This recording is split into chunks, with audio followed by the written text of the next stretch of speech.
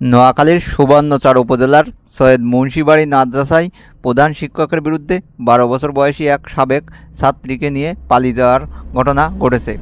ঘটনার পর এলাকায় ব্যাপক উত্তেজনা ছড়িয়ে পড়ে। এক পর্যায়ে অজ্ঞাত ব্যক্তিরা ওই মাদ্রাসায় আগুন ধরিয়ে দেয়। অভিযুক্ত প্রধান শিক্ষক মাহমুদুল হাসান ফিরোজপুর জেলার বাসিন্দা। তিনি সৈয়দ মুন্সিবাড়ি মাদ্রাসার প্রধান শিক্ষক হিসেবে কর্মরত ছিলেন। ঘটনার পর থেকে তিনি পলাতক রয়েছেন। পুলিশ ও স্থানীয় সূত্র জানায়, ভুক্তভোগী ছাত্রী ওই মাদ্রাসার সাবেক শিক্ষার্থী। বর্তমান সে সদর উপজেলার নূর পাটোয়ারি হাট মাদ্রাসার ৬ষ্ঠ শ্রেণীর ছাত্রী। সৈয়দ মুন্সিবাড়ির মাদ্রাসায় পড়াশোনার সময় প্রধান শিক্ষক মাহমুদুল হাসানের সঙ্গে ছাত্রীর প্রেমের সম্পর্ক গড়ে ওঠে বলে অভিযোগ রয়েছে। গত ৭ জানুয়ারি তিনি ছাত্রীকে নিয়ে পালিয়ে যান। পরে পরিবারের সদস্যরা ছাত্রীকে উদ্ধার করে বাড়িতে নিয়ে আসেন। আর বন্ধুরা, ভিডিওটা ভালো লাগলে শেয়ার করতে ভুলবে না, সাথে একটা লাইকও দিও। ভালো থাকো।